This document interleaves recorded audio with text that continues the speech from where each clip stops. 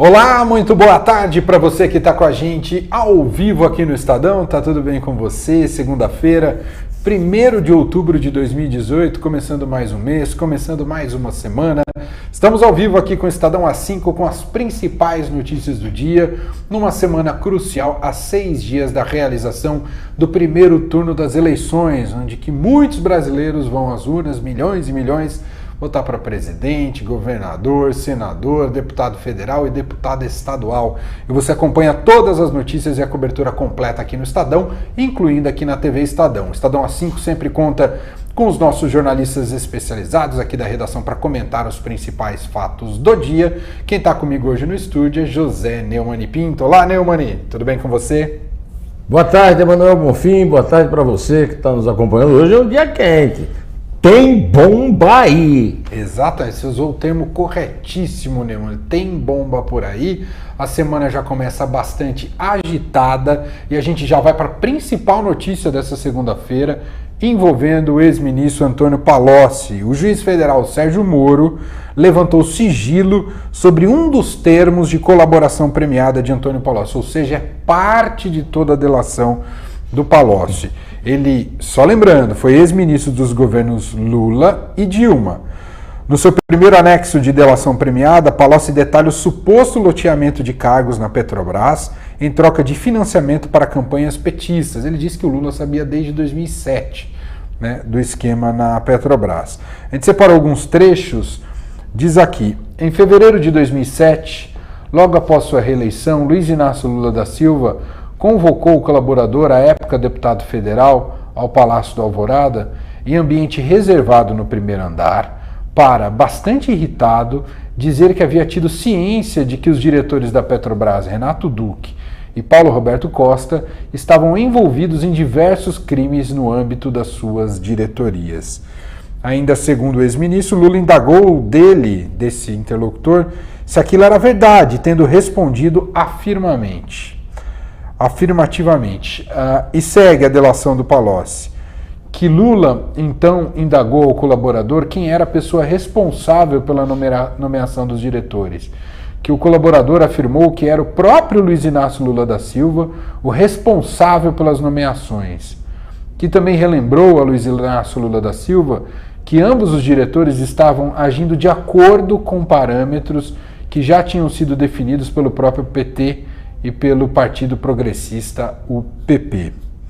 A delação de Palocci ainda segue.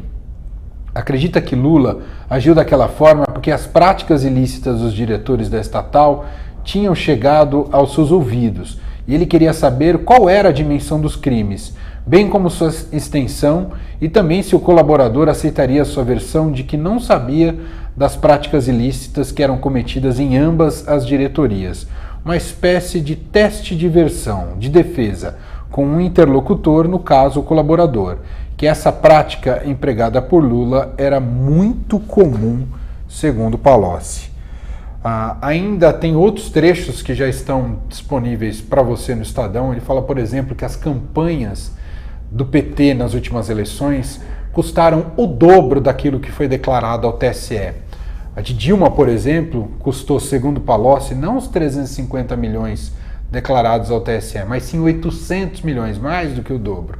E a anterior também, da própria Dilma, que teria custado 600 milhões e não 300. Esses são alguns dos trechos desse depoimento agora trazido a público pelo juiz Sérgio Moro. Lembrando que Palocci está preso desde 2016, alvo da Operação Omertá, que é o desdobramento da Lava Jato. O juiz Sérgio Moro condenou em uma primeira ação a 12 anos e 2 meses de reclusão. E o acordo de delação premiada prevê que ele fique preso apenas 1/3 daquilo que foi acertado na sua pena. Então esse seria o acordo com a Polícia Federal, com o Ministério Público, etc. e tal. Neumann, estamos a 6 dias das eleições. Vem uma parte dessa delação bomba que atinge diretamente o PT. A gente pode se questionar se o Moro está agindo politicamente ou não, Neumann? Eu não posso provar. Agora, eu acredito que ele está se defendendo previamente do que ele sabe que pode acontecer com ele e com muita gente quando vier o plano de vingança do Lula. O Lula tem acalentado um plano de vingança sobre o qual eu tenho falado aqui. Esse plano de vingança tem sido, de certa forma, explicitado pelo Zé Disseu em várias entrevistas que ele está dando. Então, é muito interessante nesta hora pelo seguinte: o Palocci também, ao delatar, ele também está se defendendo da possibilidade do Lula voltar ao poder através... Porque o Haddad já foi poste e já foi preposto. Agora, o Haddad é o pau-mandado.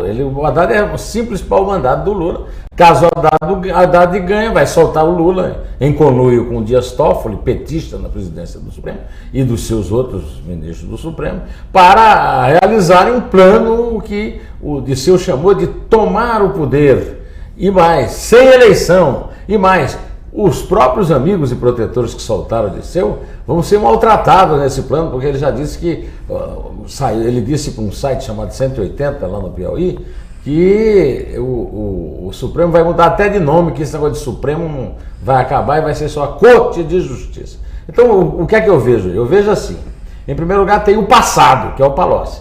Então, o Palocci está fazendo a história do passado do Lula. E tem agora o futuro, que é um eventual governo petista, como se comportaria. E a gente fica sabendo. Primeiro é um golpe. Eles ficam falando em golpe, mas o Zé Disseu está falando num golpe. O que é tomar o poder? Você toma o poder através de um golpe, não é? E não é através da eleição, como ele disse. Esse golpe vai maltratar, perseguir aqueles que eles dizem que perseguem o Lula. Agora, quem persegue o Lula é o Palocci? O Palocci foi, quando morreu o Celso Daniel, o Palocci substituiu o Celso Daniel no programa de governo do Lula e depois foi ministro da Fazenda poderosíssimo. Aliás, inimigo do Zé Disseu, que era o homem da política. Só que o Palocci caiu por denúncia de corrupção e o Zé Disseu também. E o Lula ficou sem os dois, livre e solto. Bom, só que aí é o seguinte: nós temos o Palocci contando o passado e o Zé Disseu prevendo o futuro. Então, eu estou escrevendo um artigo que estou publicando daqui a 1 hora, mais tardar, no blog do Estadão, no meu blog do Neumann, em que eu digo o seguinte: você, por exemplo, quem está pensando na possibilidade de vir a votar definitivamente no Haddad no segundo turno, foi avisado. O Zé Disseu avisou, o Palocci avisou.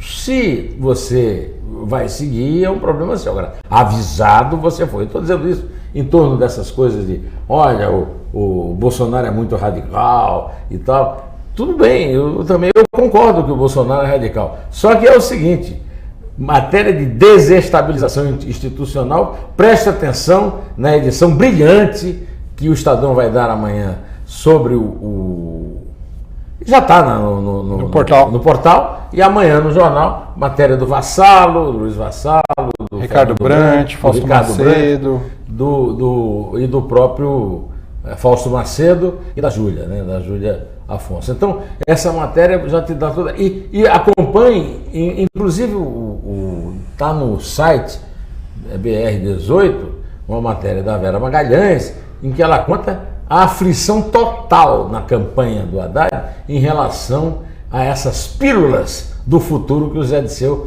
está soltando enquanto lança o seu livro pelo Brasil, contando os seus atos de heroísmo político e suas aventuras sexuais no leito, no tálamo.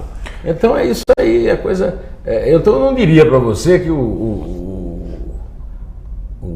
Moro fez um cálculo político.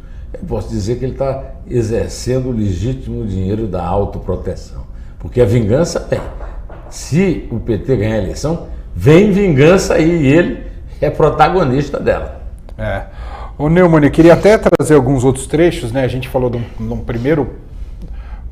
as primeiras declarações que está dentro desse termo, que foi levantado pelo juiz Sérgio Moro, do ex-ministro Antônio Palocci, mas tem muito mais já no portal do Estadão. Por exemplo, o ex-ministro afirmou nessa delação premiada que empresas mantinham na confiança contas no exterior em benefício do Partido dos Trabalhadores.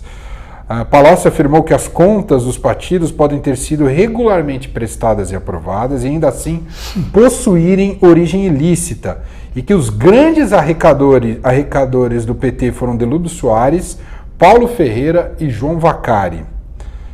O termo de número 1 da colaboração do ex-ministro foi anexado à mesma ação penal que ele confessou crimes pela primeira vez.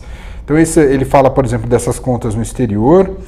Ainda, Palocci revela tradução de emendas exóticas em propina em 90% das medidas provisórias nos governos Lula e Dilma. Isso aqui é assaltar o É o que eu tenho falando sempre. Todas as evidências são nesse sentido. Aliás, eu queria retomar um tema da sua informação anterior, em que ele fala do aumento de 300 para 600 milhões, depois de 400, do que foi declarado 350 para 800 milhões ao Tribunal Superior Eleitoral da Dilma. A campanha da Dilma foi um imenso estelionato. Um imenso estelionato. E ninguém fala que é um acordão. Todo mundo protegendo, né, a própria pele e, com isso, protegendo o PT. Há um acordão dos partidos todos que foram aliados do PT e continuam sendo, inclusive o PSDB do Alckmin, né? Na campanha ninguém fala isso. A campanha foi um enorme estelionato, um estelionato que como o Palocci confessou, enganou o Tribunal Superior Eleitoral. O Tribunal Superior Eleitoral é a história do marido traído, não sabe de nada e fica só cartando mal os Gilmar Mendes. O Gilmar Mendes foi usado como exemplo pelo Zé Disseu do planejamento dele de tomar o poder lá no Supremo. O Zé Disseu fala no Gilmar. Então, além disso, o próprio estelionato em cima da Marina Silva, aquela coisa da propaganda, então, tudo pago com dinheiro e propina. E o estelionato definitivo que cancelou o futuro político nacional do Aécio Neves, que foi a compra da oposição de Fancaria do PSDB de Geraldo Alckmin e Aécio Neves. E ainda é importante frisar dentro desse tema que, por mais que a gente esteja no âmbito de uma delação premiada, então aquilo que está contando o Antônio Palocci, claro que ele pode reunir provas concretas também sobre isso, mas mesmo que seja só no âmbito das versões do Palocci, a gente não pode negar a importância que ele teve nos governos Lula e Dilma e a confiança que ele teve do Lula e da Dilma nesse período, o que torna a delação dele muito importante. Que torna uma mentira absoluta a história de perseguição. Por que o Palocci iria perseguir o Lula? Não, ele está negociando a delação, ele está querendo se livrar da cadeia? Está querendo se livrar da cadeia porque ele foi pilhado em crime. Ele foi pilhado em crime cometido sob a presidência de Lula e Dilma. Então, a delação do Palocci não é definitiva no sentido da prova. Ela conduz a prova, como qualquer delação premiada. Só que ela é absolutamente verossímil, ela combina com fatos noticiados. E essa notícia que você acaba de contar, que foi responsável, que 90% das medidas provisórias foram redigidas pelos seus beneficiários, isso é um recorde mundial. Eu não acredito que haja no mundo um país corrupto como o Brasil, a esse ponto em que quem corrompe, quem paga propina, escreve a lei a seu favor. Isso aí. Quer dizer, eleger o Haddad nessa altura é manter, primeiro, todo mundo incólume, todo mundo, né, os que estão aí, inclusive, disputando a presidência, e estabelecer um sistema de vingança que vai ser feito em cima de todos quantos estão revelando atingindo isso. O judiciário, né? E atingindo todo o judiciário, segundo Zé dizer, o Ministério Público, o Supremo. Menos o judiciário. Não, até o judiciário a favor. O Zé Disseu não está anunciando tirar os poderes do Supremo? Exato. Vamos mudar um pouquinho de assunto, né? Mas lembrando que os trechos dessa delação do sigilo que foi levantado hoje pelo juiz Sérgio Moro estão já em nosso portal, estadão.com.br, e ali você tem em detalhes, né, todo esse depoimento minucioso traçado aí pelo ex-ministro dos governos Lula e Dilma, Antônio Palocci, sobre o esquema do Petrolão e as vantagens recebidas na indicação de diretores ali na Petrobras, entre outros escândalos que marcaram os governos PT neste período. Mudando de assunto, vamos falar um pouquinho sobre como foi o debate ontem entre os candidatos à presidência da República na Record. Candidatos do centro se uniram nesse penúltimo debate para atacar o líder das pesquisas, Jair Bolsonaro, que recebeu alta do hospital após 23 dias internado, mas não compareceu ao evento realizado pela Rede Record por indicação médica. e também atacaram Fernando Haddad. Então, os dois extremos que estão liderando aí as pesquisas à eleição, ao primeiro turno das eleições. Bolsonaro, mesmo não estando presente, se tornou uma espécie de participante oculto do encontro. Ciro Gomes, Geraldo Alckmin, Henrique Meirelles e Marina Silva colocaram-se como representantes do eleitorado que não quer nem o radicalismo de direita, nem o de esquerda, em referência a Bolsonaro e Haddad. Separou dois trechos aqui para assistir, né, que pensamos do debate. O primeiro deles, justamente em que Ciro e Marina falam de Jair Bolsonaro, e ali justa uma tabelinha para poder desconstruir o líder das pesquisas. Que o Jair Bolsonaro cometeu, afirmando que antes do povo brasileiro votar, ele não reconhece o resultado das eleições. O Bolsonaro tem uma atitude autoritária, antidemocrática, desrespeita as mulheres, desrespeita os índios, desrespeita os negros, desrespeita a população brasileira. Mas com essa frase, ele também desrespeita a Constituição, desrespeita o jogo democrático. Numa democracia, se não temos comprovação de que houve uma fraude, não se pode entrar no jogo se for para você ganhar de qualquer jeito. No Brasil, nós temos que enfrentar dois projetos autoritários. Aqueles que têm saudosismo da ditadura e que não respeitam a Constituição, e aqueles que fraudaram a eleição em 2014, como foi o caso da candidatura da Dilma e do Temer, pelo uso da corrupção. Trecho do momento em que Ciro e a Marina, né, fizeram referência a Jair Bolsonaro. É a dobradinha. Agora, centro. Ciro e Marina são centro. Manuel, tá brincando. Ciro é um cara de esquerda e a Marina é de esquerda. Que palhaçada é essa de falar em centro? Centro, olhe lá, é o Geraldo Alckmin, é o Meirelles, o Álvaro Dias, né? O cara do Podemos, né? O Daciolo. Olha, isso é brincadeira, tá certo? Quer dizer, você tem um escândalo como esse, que foi a administração da Petrobras, e aí eles estão propondo discutir sobre, como é que é? Quilombola. Eu tenho todo o respeito do mundo pelo quilombola, né? Mas isso aí, isso é diversionismo, é mudar o assunto importante para um assunto só para constranger o adversário. Eu quero dizer o seguinte, eu estou preparando um artigo para o Estadão, para quarta-feira, em que eu vou dizer que isso tudo aí é uma farsa.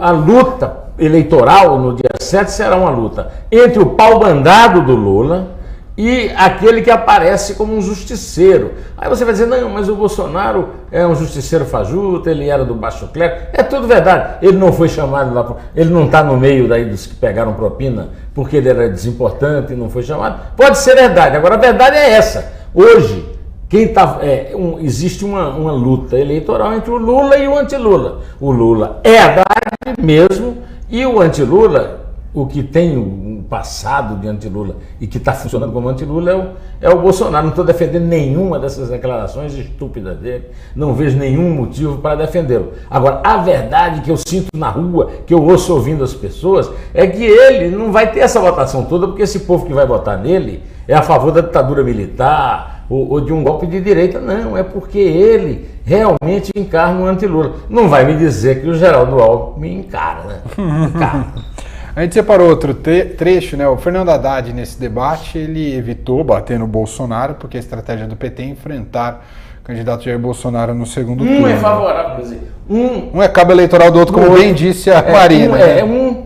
O Bolsonaro prefere o Haddad como adversário do segundo turno, por motivos óbvios, porque aí fica claro realmente que ele é o anti-Lula e o outro é o Lula, né? E o Haddad acha que ele bate o Bolsonaro, porque é muito mais difícil para ele bater, sei lá, ele acha, quer dizer, o PT acha isso aí, né? Então um é o favorito, é o adversário favorito do outro. E a gente separou o trecho em que Ciro Gomes e Fernando Haddad trocam farpas também, trocaram farpas nesse debate ocorrido ontem à noite e transmitido pela Rede Record. Se me permitir, Haddad, eu quero só opor um reparozinho, que é uma informação. O Eunício Oliveira, lá no Ceará, eu vetei o acordo do meu partido e, portanto, da minha participação na aliança dele. Eu não aceito o apoio dele porque ele é corrupto. E você foi para lá e acertou-se com ele despudoradamente, não foi porque tem aliança com o PT, não. Só para a gente ter clareza, porque não é bem verdade. Sobre Eunício, eu fiz uma visita ao presidente do Congresso Nacional, não fiz nenhum acordo com ele, não. Tomei um café e se um dia tiver alguma coisa, eu digo publicamente. Você sabe que eu não me escondo de nada.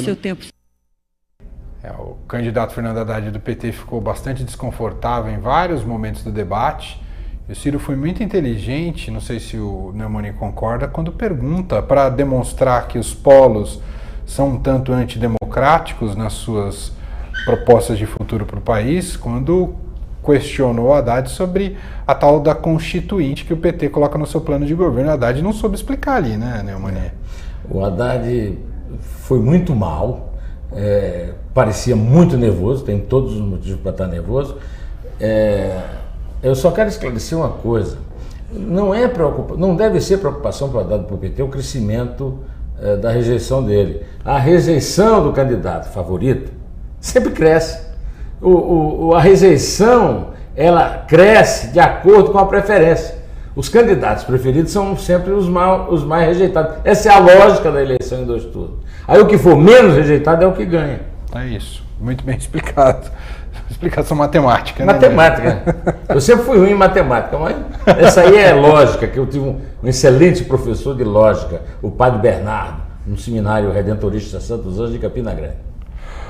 Como o dia hoje está bastante agitado, tem mais declarações fortes dessa segunda-feira, agora com o ministro Dias Toffoli, presidente do Supremo Tribunal Federal, afirmou hoje que prefere definir a tomada de poder dos militares em 1964 como um movimento. Diz ele, não foi um golpe nem uma revolução, me refiro ao movimento de 1964. Hoje afirmo isso graças ao ensinamento do ministro da Justiça, Torquato Jardim, declarou Toffoli. As declarações foram dadas em um debate na Faculdade de Direito da USP, o Largo de São Francisco, onde ele se formou em 1990. O presidente do STF ressaltou que o governo militar teve amplo apoio popular para chegar ao poder, mas virou alvo de crítica de todos os espectros da sociedade. O ministro do STF ainda defendeu que o Brasil e a democracia brasileira têm uma dívida com José Sarney, presidente do Brasil após a redemocratização. Diz ele apanhou muito e quieto, administrou uma dificílima transição entre o governo militar e a redemocratização do país. Em uma crítica à ausência de ideologia dos partidos políticos brasileiros, o presidente do STF afirmou que, há uma semana das eleições gerais, não viu nenhum programa ou projeto nacional. Eu me lembro agora do meu amigo Ipojuca Pontes, quando o cara falou uma enorme besteira e ele disse, não tinha ninguém lá para dizer, por que não te calas, moleque? Mas pode ser uma molecagem dessa, uma ignorância desse tamanho. Em 1964 houve um golpe militar. O presidente da República, João Goulart, podia não ter apoio popular, como não tem, por exemplo, hoje o Temer, mas ele tinha um apoio regimental, constitucional. Ele foi eleito vice-presidente e o presidente Jânio Quadros renunciou. Naquele tempo, naquela democracia de 45, você podia ser de um partido e ser vice do outro, porque os dois concorriam isoladamente. O João Goulart era presidente constitucional eleito, empossado no exercício do poder. Agora, como é que aparece esse analfabeto, que não passou em nenhum concurso de juiz, e dá essa lição de analfabetismo histórico? Primeiro, vem falar que não é que o governo militar tinha apoio popular. A ditadura militar tinha apoio popular. Por quê? Porque houve um milagre econômico na ditadura. E a ditadura se desmanchou quando, com a morte de Vladimir Herzog, se descobriu que a repressão não era contra os comunistas que pegavam em arma, era contra os inimigos do regime militar. O golpe de 64, um golpe militar, depois um presidente legítimo, um presidente fraco, um presidente sem apoio popular, mas um presidente que, além do mais, tinha sido referendado por um plebiscito contra o parlamentarismo que os militares impuseram para ele voltar do exterior e assumir quando o Jânio renunciou. Essa foi a coisa mais estúpida que eu já ouvi na minha vida. Inclusive esse elogio absolutamente fora do esquadro ao Sarney. O Sarney, ao contrário do que pensa esse desinformado, que preside o Supremo, o Sarney está sendo desbancado no Maranhão, assim, de forma arrasadora. O clã Sarney perdeu. O Sarney não tem mais nem o valhacoto dele, que era o Amapá. Agora, o Sarney foi escorraçado do Maranhão através da derrota anunciada da filha, Rosiane, e escorraçado do Amapá. Então, está abrigado na sala do presidente do Supremo. Pelo amor de Deus, quanta ignorância. Para a gente fechar aqui essa edição do Estadão A5, o ministro Ricardo Lewandowski, do Supremo, já que a gente está no âmbito do Supremo, né, o Lewandowski reafirmou hoje a autorização para que o ex-presidente Lula, preso e condenado no âmbito da Operação Lava Jato, possa conceder entrevistas na prisão. O ministro frisa a autoridade e vigência de sua decisão, que, segundo ele, serve como mandado. O jornal Folha de São Paulo havia solicitado uma entrevista com o ex-presidente. No despacho, Lewandowski afirma que a decisão tomada pelo vice-presidente da Corte, ministro Luiz Fux, de proibir Lula de conceder entrevistas possui vícios gravíssimos, é questionável e desrespeita todos os ministros do STF ao ignorar a inexistência da hierarquia jurisdicional entre seus membros e a missão institucional da Corte. Na noite da última sexta-feira, Fux decidiu suspender a autorização que havia sido dada por Lewandowski para que Lula concedesse entrevistas da prisão. E aí? Lula foi condenado em segunda instância, está reconhecido como criminoso. Lula está preso, não está na prisão. O Lula está cumprindo uma pena e não está na prisão. Não há lei que permita que o Lula esteja hospedado na Superintendência da Polícia Federal. Lula é um criminoso, corrupção passiva e lavagem de dinheiro, condenado a 12 anos e 1 mês de cadeia. Tem que ir para a cadeia. Agora, o Lula não vai para a cadeia por quê? Porque ele é popular, porque ele está sendo votado através do Haddad e porque tem amigos como o Toffoli e o Lewandowski. Eu acho particularmente um absurdo que o Lula dê entrevistas, como acho também absurdo que o Marcola dê entrevistas, que o Fernandinho Beiramar dê entrevistas.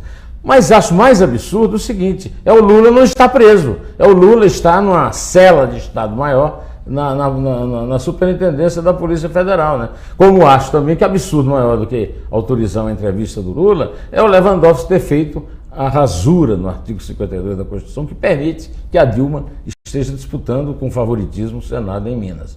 Não tenho nada contra. A entrevista do Lula, comparada com a bomba do Palocci hoje, é um traque de São João comparado com uma bomba de hidrogênio. Então dê entrevista. Aí os caras da Lava Jato querem que ele dê uma coletiva, porque isso é muito carnaval. A moça pediu entrevista, a Mônica Bergamo. A moça vai lá, faz a entrevista, o Lewandowski fica feliz. Agora, o Lewandowski, a entrevista não dá voto não, viu? A entrevista não vira eleição, não. Tá aí. Gente, assim... Eu digo isso com humildade de jornalista, que eu tenho muita consciência da minha impotência, mas a impotência como jornalista, não é? Muito bem, assim encerramos a edição de hoje aqui do Estadão A5, volta amanhã, semana vai ser muito agitada daqui até domingo, teremos vários programas aqui para debater o cenário eleitoral, o cenário político brasileiro, sempre contando com informação, apuração aqui do Estadão e da nossa equipe de repórteres. Muito obrigado, viu, Neumani? Eu que agradeço estar com você, que é a garantia da nossa permanência aqui. Tchau, até amanhã. Liberdade!